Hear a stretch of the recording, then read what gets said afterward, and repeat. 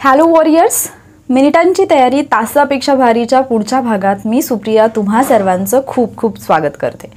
यापूर्वी आपण मिनिटांची तयारीचे 16 भाग जे आहेत ते अपलोड केलेले आहेत। जर तुम्ही ते पाहिले नसतील तर पाहून घ्या, कारण तुमच्या एक्झामच्या दृष्टीने ते फार जास्त हेल्पफुल ठरणार आहेत, कारण त्याच्यातून खूप क्वेश्चन्स रिफ्लेक्ट झालेले तुम्हाला पाहायला मिळतील। आजचा जो भाग आहे त्याच्यामध्ये आणखी एक आपण इम्पॉर्टंट असा आणि आयोगाचा फेवरेट असा टॉपिक कव्हर करण्याचा प्रयत्न करणार आहोत। शासकीय योजनांवरती तुम्हाला प्रत्येक वर्षी प्रश्न विचारलेले पाहायला मिळतात आणि अशीच एक शासकीय योजना आणि त्याच्यासोबतच इतर काही योजनांच्या तारखा सुद्धा आपण आजच्या लेक्चरमध्ये करणार आहोत। आजच्या लेक्चरमधला क्वेश्चन आहे, प्रधानमंत्री विश्वकर्मा योजना केव्हा सुरू करण्यात आली? बऱ्याचदा आयोगाने एखाद्या योजनेवरती प्रश्न विचारताना डायरेक्टली ती योजना केव्हा सुरू करण्यात आली किंवा त्या योजनेची घोषणा केव्हा करण्यात आली त्याची डेट विचारलेली आहे।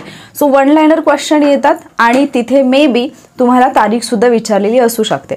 इथे ऑप्शन मध्ये जर आपण पाहिलं तर पहिली तारीख आहे 16 ऑगस्ट 2023, दुसरी तारीख आहे 17 सप्टेंबर 2023, तिसरा ऑप्शन आहे 28 ऑगस्ट 2014 आणि चौथा ऑप्शन आहे 30 नोव्हेंबर 2023। आता एक गोष्ट तुमच्या लक्षात आली असेल की 3 ऑप्शन मध्ये तुम्हाला 2023 पाहायला मिळते, मात्र एका ऑप्शन मध्ये 2014 दिले। बऱ्याच स्टुडंटना असं वाटतं की कदाचित वेगळं ऑप्शन आहे तर ते उत्तर असेल म्हणून ते सुद्धा देतात, बट तसं नाहीये। जी प्रधानमंत्री विश्वकर्मा योजना आहे ती सुरू करण्यात आलेली आहे 17 सप्टेंबर 2023 ला। या दिवशी ही जी योजना आहे ती सुरू झाली, पण ज्या इतर मी तारखा तुम्हाला ऑप्शन मध्ये दिलेल्या आहेत त्या सुद्धा महत्त्वाच्या आहेत आणि त्या कशा महत्त्वाच्या आहेत ते आपण पुढे जाऊन पाहणार आहोत। प्रधानमंत्री नरेंद्र मोदी यांचा वाढदिवस असतो 17 सप्टेंबर रोजी। सो 17 सप्टेंबर या दिवशी आणि त्याच दिवशी विश्वकर्मा जयंती सुद्धा होती। तर विश्वकर्मा जयंती आणि प्रधानमंत्री नरेंद्र मोदी यांचा वाढदिवस याचा औचित्य साधून प्रधानमंत्री नरेंद्र मोदींनी पंतप्रधान विश्वकर्मा योजना जी आहे तिची घोषणा केलेली होती किंवा ती सुरू केलेली होती। या योजनेची घोषणा जी आहे ती ऑलरेडी 15 ऑगस्ट म्हणजे स्वातंत्र्य दिनाच्या सोहळ्यामध्येच केलेली होती आणि 16 ऑगस्ट 2023 ला केंद्रीय मंत्रिमंडळाने याला मंजुरी दिलेली। म्हणजे 15 ऑगस्टला तिची घोषणा केली, 16 ऑगस्टला केंद्रीय मंत्रिमंडळाने या योजनेला मंजुरी सुद्धा दिलेली होती, मात्र प्रत्यक्षात ही योजना 17 सप्टेंबरला सुरू झालेली आहे। आता ही जी योजना आहे त्या योजनेची काय वैशिष्ट्ये आहेत किंवा कोणासाठी ही योजना आहे? तर या योजनेचा जो कालावधी असणार आहे 2023-24 ते 2027-28 दरम्यान ही योजना कार्यरत राहणार आहे। हा कालावधी फार महत्त्वाचा असतो, कारण कधी कधी एखाद्या योजनेवरती प्रश्न विचारताना ती योजना कोणत्या कालावधीसाठी राबवली जाणार आहे अशा प्रकारचा प्रश्न येतो। सो 2023-24 ते 2027-28 दरम्यान ही योजना असेल आणि या योजनेसाठी जी तरतूद करण्यात आलेली आहे ती जवळपास 13,000 कोटी इतकी मोठी रक्कम जी आहे त्या रकमेची तरतूद इथे करण्यात आलेली आहे। उद्देश जर आपण पाहिला तर पारंपरिक कारागिरांच्या उत्पादनांची पोहोच वाढवणे, त्याचबरोबर त्यांच्या सेवांचा दर्जा सुधारणे ही उद्दिष्ट ठेवून ही विश्वकर्मा योजना जी आहे प्रधानमंत्री विश्वकर्मा योजना ती सुरू करण्यात आलेली आहे। आणखी एक फॅक्च्युअल क्वेश्चन तुम्हाला बनू शकतो की प्रधानमंत्री विश्वकर्मा योजनेमध्ये ऍक्च्युली जे व्यवसाय आहेत त्या व्यवसायांची संख्या किती आहे? तर 18 पारंपरिक व्यवसाय जे आहेत ते याच्यामध्ये आहेत। मग त्याच्यामध्ये जर आपण पाहिलं तर सुतार आहे, त्याच्यानंतर नाव किंवा बोट तयार करणारे जे असतात कामगार ते येतात याच्यामध्ये, म्हणजे ते व्यवसाय येतात। त्याच्यानंतर लोहार येईल, त्यानंतर सोनार येईल, त्यानंतर कुंभार येईल, त्याच्यानंतर मूर्तिकार आणि शिल्पकार जे असतात ते येतात याच्यामध्ये।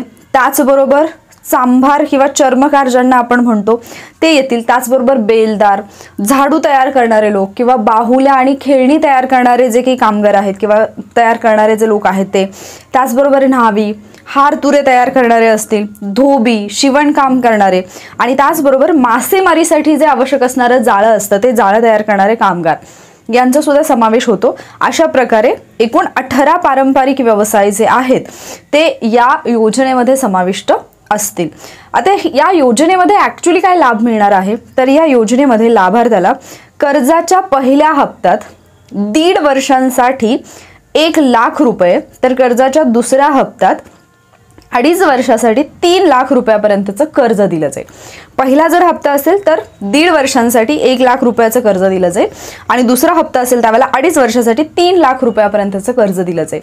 हा लाभ मिळणार आहे या योजनेच्या लाभार्थ्यांना आणि एकूण व्यवसायांची संख्या किती आहे?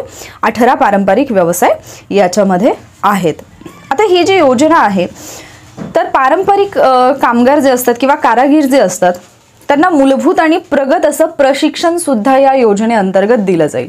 लाभार्थ्याकडून 5% सवलतीचा दर जो आहे तो आकारला जाईल. खरं तर हे फॅक्ट मी याच्यासाठी सांगते की इकॉनॉमिक्समध्ये ज्यावेळेला योजनेवरती प्रश्न येतो त्यावेळेला मल्टीलायनर क्वेश्चन विचारला जातो. सो जर मल्टीलायनर आला तरी सुद्धा तुम्हाला या प्रकारचं उत्तर देता यावं, आणि जर वन लायनर क्वेश्चन आला तरी सुद्धा तुमचं उत्तर म्हणजे फॅक्ट जे आहे ते तुम्हाला माहिती असावेत. सूक्ष्म लघु आणि मध्यम उद्योग मंत्रालयाद्वारे 8% व्याज सवलतीची मर्यादा सुद्धा असेल आणि कर्जाच्या हमीचे शुल्क केंद्र सरकारकडून भरले जाईल. ही या योजनेची काही महत्त्वाची वैशिष्ट्ये असलेली आपल्याला पाहायला मिळतात. आता ऑप्शनमध्ये जे आपण इतर 3 तारखा पाहिल्या होत्या त्याच्यातली एक तारीख जी आयोगाची फेवरेट आहे, यापूर्वी आयोगाने त्याच्यावरती 2 ते 3 वेळा क्वेश्चन विचारलाय, जोडा लावामध्ये असेल किंवा सरळ सरळ आयोगाने ती तारीख विचारलेली आहे, ती म्हणजे 28 ऑगस्ट 2014 आणि ही तारीख आहे प्रधानमंत्री जनधन योजना जी आहे त्या योजनेची सुरुवात झाल्याची ही तारीख आहे आणि ही आयोगाने यापूर्वी खूप वेळा विचारलेली आहे. त्याचबरोबर आपण पहिल्या ज्या 2 डेट पाहिल्या, 17 सप्टेंबर 2023 योजना सुरू झाल्याची तारीख आहे आणि 16 ऑगस्ट 2023ला विश्वकर्मा योजना जी आहे त्या योजनेला मंत्रिमंडळाने मंजुरी दिलेली होती. 30 नोव्हेंबर 2023 ही जी योजना आहे, ही जी तारीख आहे, प्रधानमंत्री महिला किसान ड्रोन केंद्र जे आहे याचा शुभारंभ केल्याची तारीख आहे. हा अगेन महत्त्वाचा मुद्दा आहे. प्रधानमंत्री महिला किसान ड्रोन केंद्र खूप महत्त्वाचा उपक्रम आहे आणि याच्यावरती सुद्धा 100% प्रश्न बनू शकतो.